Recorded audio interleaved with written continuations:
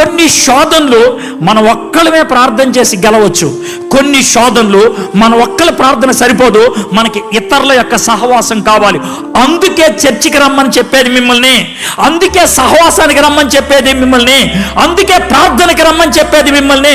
ఎందుకంటే కలిసి ప్రార్థన చేస్తే కొన్ని విషయాల్లో విజయాలు వస్తాయి. ఆ విషయం గుర్తుపెట్టుకోండి. మోషే ఒక్కడే ప్రార్థన చేస్తే పనవలా, అందుకే ఈ పక్కన అహరోన్ని పెట్టుకున్నాడు, ఈ పక్కన హూర్ని పెట్టుకున్నాడు. నీకంటే పెద్దోళ్ళని అడుగుతావు, నీకంటే చిన్నోళ్ళని అడుగుతావు, ఎవరిని అడిగావనేది అనవసరం. కలిసి ప్రార్థన చేస్తే దేవుడి శక్తిని పొందగలుగుతాం మనం శోధన చేయించడానికి. వీళ్ళ ముగ్గురు కలిసి ప్రార్థన చేశారు. ప్రార్థన చేస్తే ఏమైంది?